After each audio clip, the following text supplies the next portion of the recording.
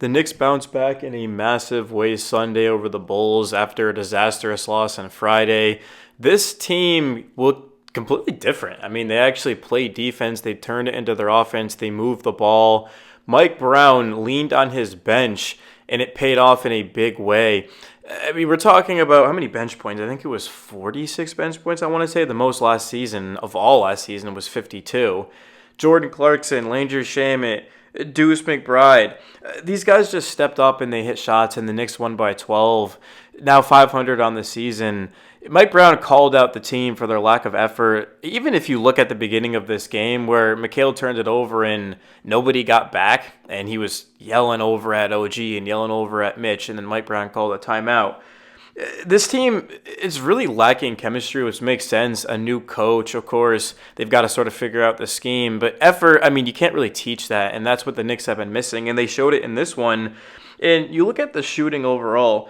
So the Knicks from three-point range, they're going to finish 47.6%. Now, keep in mind, they missed their last 7 threes of this game, and they still shot nearly 50%. Like, that's remarkably impressive. Jordan Clarkson, it's not even the fact that he went out there and he was 6 of 11 for 15 points. He played defense, and he was out in the passing lanes. Landry Shamet knocked down all 3 of his threes. He was a game high, well, bench high, sorry, plus 20, because OG was a plus 22. Cat was a plus 12.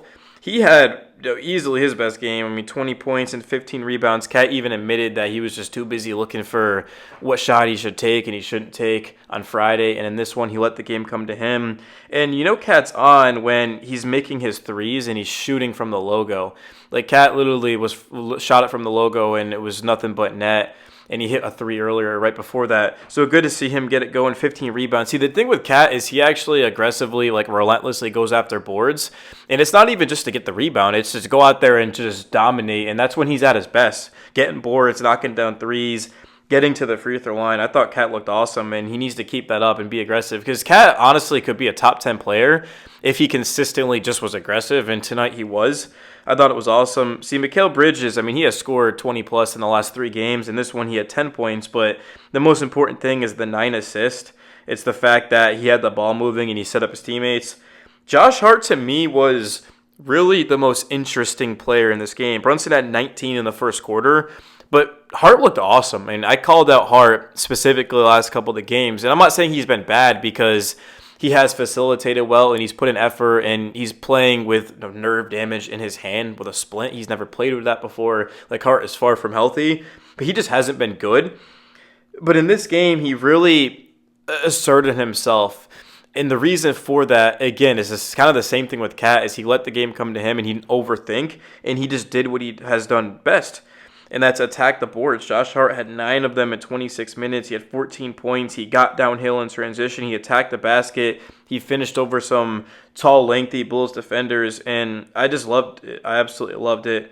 I also love what I saw out of, like I said, Landry Shamet and Deuce McBride just knocking down those threes. Shamet 3-3, Deuce 204. Tyler Kolek didn't play. See, the Knicks, the kind of the thing with them is they would go to their bench early on and then they would shy away from it. This game was basically the complete opposite. Is they leaned into the bench, but Yabusele played just 2 minutes. They didn't play Kolek. They didn't play Porty. The Knicks just, like, Mike Brown went with the guys he trusted, I guess is what I'm trying to say. And although I'd like to see the bench expand, it hasn't really shown us a reason to do that. Like, the Knicks need to start winning games and they need to be at their best. And Brown is going with the 9 guys that he trusts. Because, 2 minutes in the first half doesn't count. So 4 guys off the bench, like, that's a 9-man rotation, which Mike Brown did say coming into the season it would be a 9 or a 10-man rotation. So that shouldn't come as a surprise. And the Knicks at their best, that's going to be kind of the sweet spot. But Jalen Brunson, he didn't score in that second quarter. Correct me if I'm wrong. I don't think he actually did. He had 19 points in the first. And then he had, 12 points in the second half. Especially kind of late, Brunson got going and just put this game away as he typically does as the closer.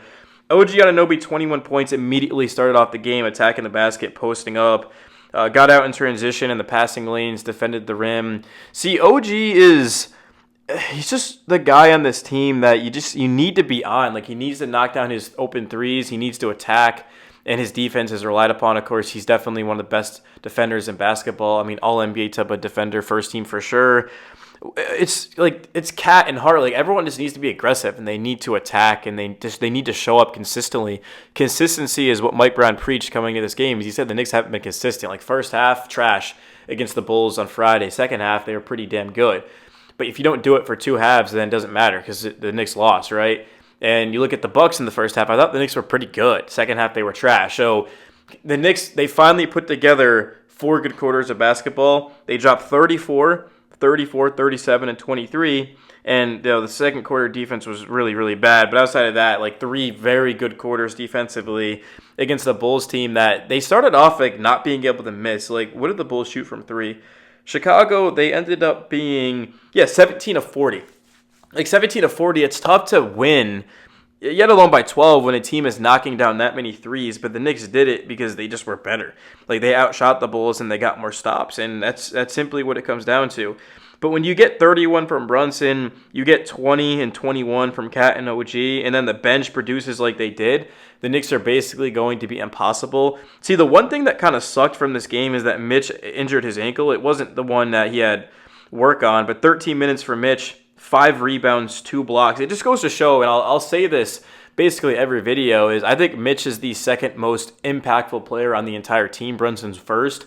And then second, I would put Mitch because he defends the rim, he rebounds, he sets screens. Mitch can not shoot a single time all game, and he can still be the most dominant player. That you look at the Pistons and you look at the Pacers and the Celtics, they all tried to foul Mitch so that he had to shoot free throws and he'd miss and they take him out. It's very rare teams will do that just to kind of get a guy out of a game. And Joe Mazzulla doesn't give a lot of guys credit, but he gave Mitch credit and said he didn't want him out there because he's just too dominant. I love Mitch, man. He's also a homegrown player. I believe he's been here for 8 years. Correct me if I'm wrong. That's like really impressive. Normally Knicks don't really hang around for that long, but Mitch has, and he's the longest tenure Knick, man, and he's just a really good guy as well, man. Shout out to Mitch.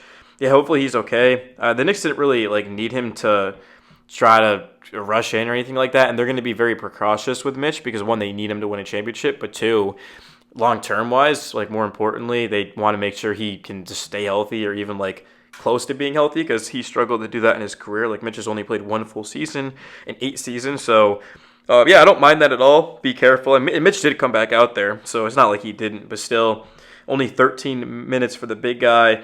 Did I miss anyone? Yeah, Clarkson was awesome, man. See, the thing with Clarkson is when he gets in a rhythm, he's a microwave. He gets hot in a hurry, and he just shoots with confidence, and everyone sort of feeds off of that energy. It's kind of crazy to think that Clarkson was a -5 because, dude, he just could not miss. 6 of 11 on volume is really impressive.